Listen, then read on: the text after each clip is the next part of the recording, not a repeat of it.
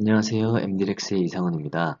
이번 시간에는 체해진단 의료기기 법령 및 인허가 절차 등에 대해 소개하도록 하겠습니다.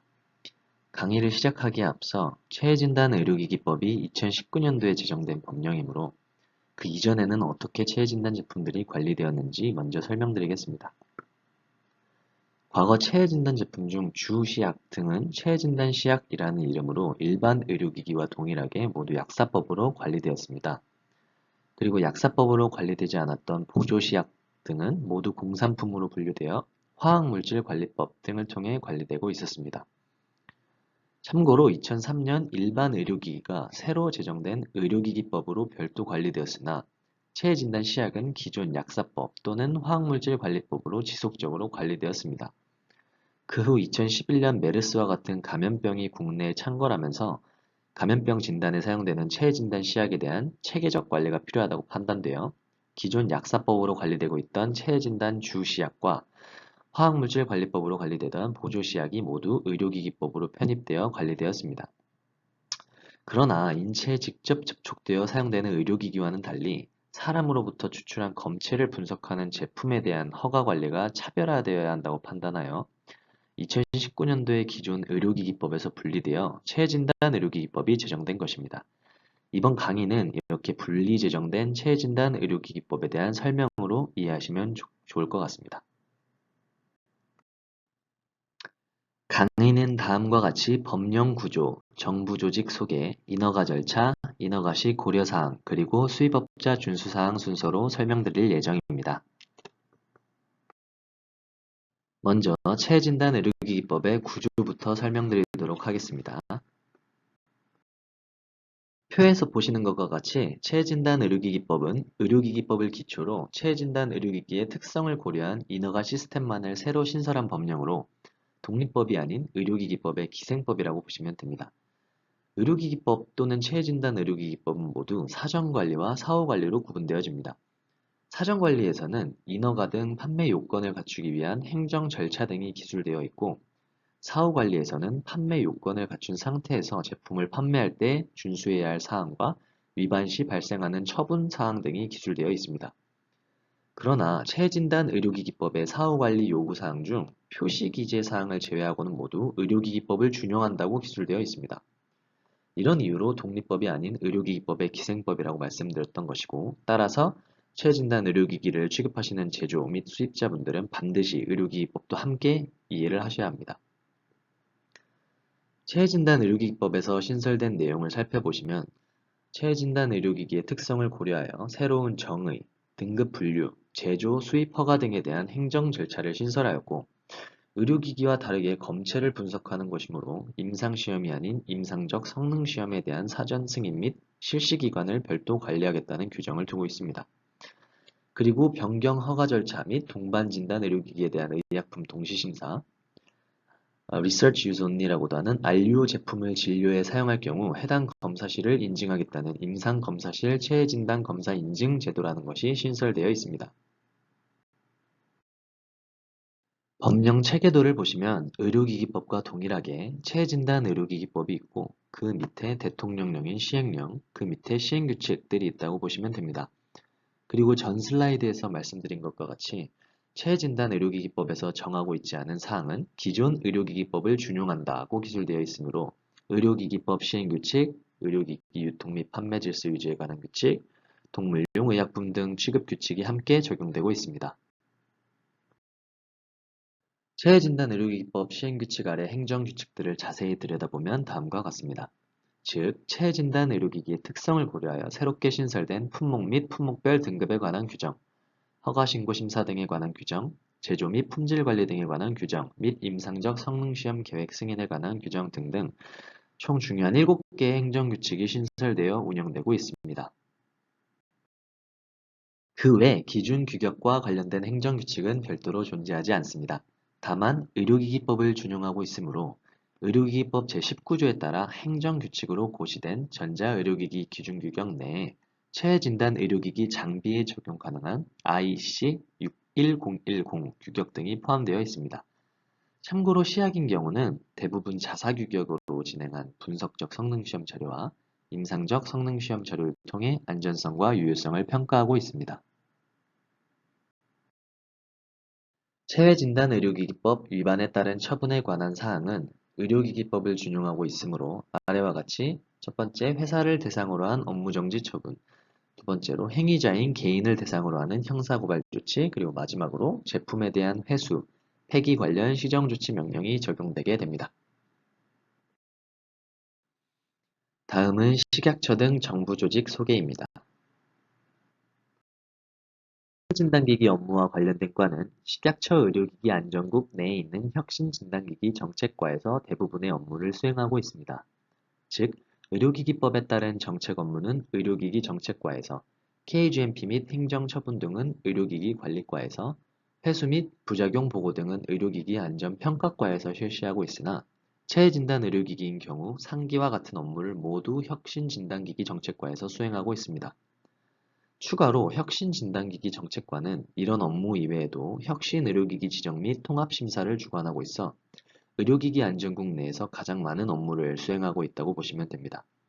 다만 체진단기기 허가 업무는 의료기기 허가총괄과에서 담당하고 있습니다. 이 점은 참고해 주시기 바랍니다. 의료기기와 동일하게 1, 2등급 체진단기기 같은 경우는 의료기기 안전정보원 및 정부로부터 업무 위탁받은 기술문서 심사기관에서 인증 및 기술문서 심사를 실시하고 있습니다. 그리고 3, 4등급 제품 같은 경우는 식품의약품안전평가원 내의 체외진단기기과에서 모두 안전성과 유효성을 평가하고 있습니다. 참고로 해당 과는 대부분 석박사로 구성된 심사자들로 이루어져 있어 심사를 매우 까다롭게 실시하고 있습니다. 다음으로 체진단 의료기기 인허가 절차를 설명드리겠습니다. 인허가 절차에 앞서 체진단 의료기기의 정의를 먼저 살펴보겠습니다. 보시는 바와 같이 생리학적 또는 병리학적 진단, 질병의 소인을 판단하거나 진단하는 목적으로 사용되는 시약, 대조, 보조물질, 기구, 기계, 장치, 소프트웨어 등 의료기기법에 따른 의료기기라고 정의하고 있습니다. 결국 체진단 의료기기도 큰 범위에서 의료기기에 해당된다고 정의하고 있습니다. 이런 이유로 의료기기법을 대부분 준용하여 관리하고 있다고 생각하시면 좋을 것 같습니다. 체외진단 의료기기의 등급은 의료기기와 같이 4개 등급으로 구분되어 있습니다. 그러나 등급 분류 기준은 의료기기와는 조금 상이합니다. 즉, 제품의 사용 목적 이외에 개인 및 공중보건에 미치는 잠재적 위해성까지 함께 고려하고 있다는 의미입니다. 예를 들어 고위험군 전염성 바이러스를 진단하는 키트인 경우 만약 그 키트로 양성인 환자를 양성으로 진단하지 못한다면 개인의 치료 시기가 늦춰져서 일단 개인에게 피해가 가고 동시에 바이러스가 전염성이 있기 때문에 공중보건에 미치는 영향 또한 매우 위험하게 됩니다. 이런 이유로 체진단 의료기기인 경우 감염병 진단이나 혈액형 진단 등에 사용되는 제품을 4등급 의료기기로 관리하고 있습니다.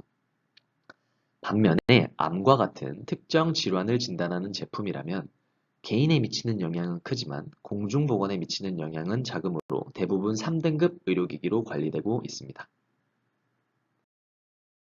과거에는 의료기기 품목에 대한 대분류를 A. 기계기구류, B. 치료재료, C. 의료용품류, D. 체외진단 의료기기, E. 소프트웨어류 등으로 구분하였으나 체외진단 의료기기법이 신설되면서 D군이 삭제되었고 동시에 체외진단 의료기기 품목 및 품목별 등급에 관한 규정에 따라 대분류를 I군인 검체 전처리 기기부터 P군인 체외진단 소프트웨어까지로 세분화시켰습니다. 이에 인허가를 신청하려는 제품이 있다면 어떤 품목과 등급으로 분류되는지 사전에 확인하셔야 합니다. 체외진단 의료기기는 의료기기와 동일하게 1등급인 경우 신고, 2등급인 경우는 인증, 3, 4등급인 경우 허가 대상으로 분류하고 있습니다. 그리고 신고, 인증, 허가 및 KGMP 인증 절차는 의료기기와 동일합니다. 혹시 해당 행정 절차를 자세히 알고 싶다면 MDRX가 공개한 의료기기 시장 진입 절차에 대한 유튜브 콘텐츠를 참고해 주시면 좋을 것 같습니다. 다음은 체진단 의료기기 인허가 시 고려사항입니다. 먼저 실험실에서 자체 조제하여 사용하는 시약을 조제시약, 즉 LDT라고 합니다. 이런 LDT에 사용되는 시약은 상용화된 제품은 아니므로 허가 인증 신고를 면제하고 있습니다. 참고로 판매용으로 개발되는 LDT 제품이 있다면 반드시 허가 인증 신고를 받으셔야 합니다. 다음은 장비입니다. 일반적으로 체해 진단 기기는 시약을 통해 검체와 반응시키고 장비를 통해 그 분석값을 정량적인 수치로 나타내는 특성이 있기 때문에 시약과 장비는 하나의 세트라고 생각하시면 편한데 보통 체해 진단 장비 같은 경우는 기존의 상용화된 제품을 사용하는 경우가 많습니다. 이에 따라 시약 허가 시 함께 사용되는 체해 진단 장비를 허가증에 기술하도록 되어 있는데 만약 시약과 함께 쓰던 장비가 단종되었거나 장비를 새롭게 추가하고 싶으시다면 기존에 쓰던 장비와 추가하려는 장비에 대한 규격 비교표, 새로 추가되는 장비와 함께 사용했을 때의 시약 성능 비교표, 관련 근거 자료 등을 제출하실 경우 신속히 변경 허가를 받을 수 있다고 보시면 됩니다. 환자의 어떤 특정 의약품이 적합한지를 선별하기 위해 사용되는 동반진단 의료기기인 경우 대부분 의약품과 체해진단 의료기기가 함께 개발되고 임상시험 등을 통해 함께 검증되기 때문에 이러한 제도가 생겼다라고 보시면 됩니다. 따라서 동반진단 의료기기 허가와 의약품의 허가가 동시에 신청 가능하고 근거자료로도 함께 사용될 수 있다는 점을 참고하시면 좋을 것 같습니다. 다음은 임상검사실의 체해진단검사 인증 제도입니다. 일반적으로 차세대 염기서열 분석 검사 같은 복잡한 체해진단 검사는 다양한 시약과 장비들의 조합으로 결과값을 도출해내곤 하며 그 과정에서 LDT나 RUO 제품을 이용하여 환자 진단에 사용하는 경우도 있어 각각의 제품뿐만 아니라 검사의 전체적인 시스템 자체를 인증해야 그 유효성이 입증되기 때문에 이러한 제도가 생겼다고 생각하시면 됩니다. 현재 규정에는 인증 대상으로 차세대 염기서열 분석 검사 이외에 식약처장이 고시한 검사로 확장 가능한 것처럼 기술되어 있으나 현재 NGS 검사 이외에는 없음을 참고해 주시면 좋을 것 같습니다. 체해진단기기는 의료기기와는 달리 임상시험이 아닌 임상적 성능시험이란 용어를 사용한다고 말씀드렸습니다. 용어는 다르지만 의료기기와 동일하게 그 결과값이 민족적 요인에 영향을 받는다면 국내에 거주하는 한국인으로부터 유래한 검체를 대상으로 한 추가 자료를 요구하고 있습니다. 그리고 의료기기는 단일군 임상시험 자료도 인정해주는 반면 체해진단기기는 국내외 허가된 제품과 비교한 임상적 성능시험 자료를 제출하도록 요구하고 있습니다. 이런 점도 함께 고려해 주시면 좋을 것 같습니다. 신속심사 제도는 다른 인허가 업무보다 먼저 신속히 검토할 필요성이 있는 제품에 대해 신속심사를 시행하겠다는 의미입니다. 대상 제품으로는 희소체해진단 의료기기, 기존 제품으로 검사가 어려운 질병 등을 검사하는 제품이거나 감염병 대유행에 따라 공급이 부족하여 신속한 도입이 필요하다고 판단되는 체해진단 의료기기를 신속심사 대상으로 구분하고 있습니다. 마지막은 체해진단 의료기기 수입업자에 관한 사항입니다. 의료기기 수입업자로 총 3가지 방법을 통해 지정이 가능하다고 했었죠. 체진단 기기도 마찬가지입니다. 첫 번째로 국내 대리점을 수입자로 지정하거나 아니면 국내 자회사를 설립한 후 수입자로 지정하는 방법도 있었고요. 마지막으로는 저희 MD렉스와 같은 국내 라이선스 홀더 업체를 수입자로 지정하는 방법도 있었습니다. 자회사를 설립할 정도의 규모가 되지 않는다면 의료기기나 체진단 의료기기의 법적인 제도와 규정을 잘 아는 저희 MD렉스와 같은 회사에 라이선스를 파킹하고 계시다가 추후에 대리점 또는 자회사를 설립하게 되실 경우 양도 양수도 문제없이 가능하니 이러한 사항들을 고려하시어 사업을 확장하시면 되겠습니다. 긴 시간 동안 강의 들어주시느라 고생 많으셨고 이상으로 체진단 의료기기법 소개를 마치도록 하겠습니다. 감사합니다.